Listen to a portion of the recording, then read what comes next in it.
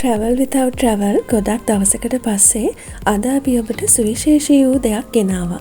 ඉතින් අපේ channel එක subscribe කරලා bell icon එකත් click කරලාම අපිත් එක්ක එකතු වෙන්න.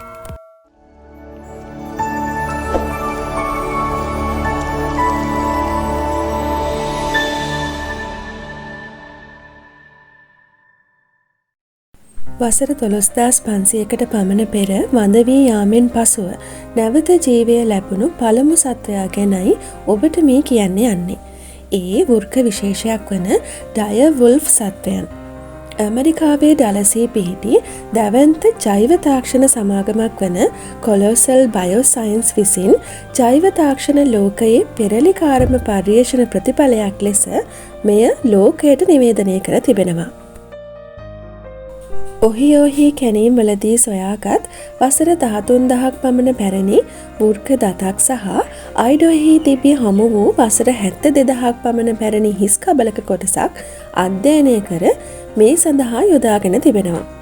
99%ක්ම පුරාණ සත්ත්ව පොසිල වලින් ලබාගත් ජාන ක්ලෝනීකරණය කරලා ඒවා DNA සමග එකතු කර ජාන සංස්කරණ තාක්ෂණය භාවිතා කරලා අලු වෘකයෙකුගේ ජාන වෙනස් කිරීම මගින් ඩයර් වුල්ෆ් නම් මේ වෘක්ක විශේෂයේ පැටවුන් තිදෙනෙකු නිර්මාණය කර තිබෙනවා.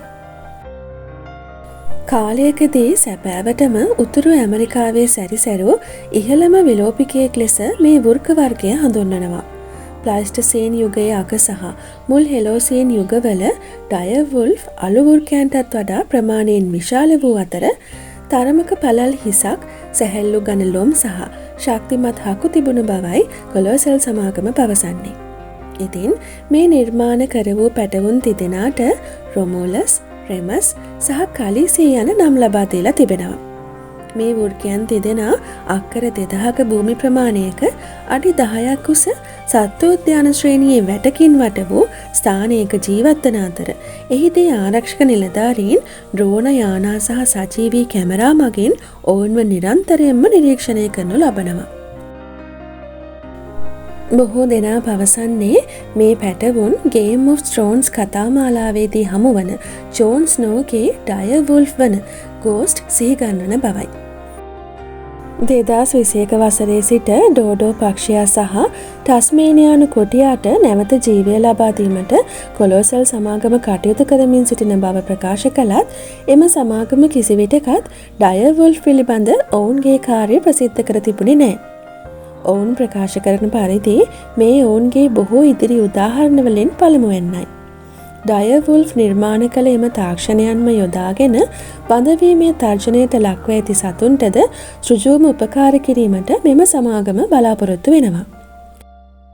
2021 සැප්තැම්බර් මාසයේදී අනුක්‍රමික ව්‍යවසායිකයෙකු සහ හාවර්ඩ් විශ්වවිද්‍යාලයේ ජාන විද්‍යාඥ ජෝර්ජ් චර්ච් විසින් මේ සමාගම ආරම්භ කර මැමත් අලින් නැවත ජීවමාන කිරීමේ සැලසුම් ප්‍රථම වාර ප්‍රකාශයට පත් කළදා සිට ඒ සඳහා කොලොසල් සමාගම අවම වශයෙන් ඩොලර් මිලියන 435ක අරමුදලක් රැස් කර ඇති අතර ඒ අනුව 2028 දී පළමු ලොම් සහිත මැමත් පැටවුන් ලොවට හඳුන්වා දීමට නියමිත බවත් මෙම සමාගම පවසනවා.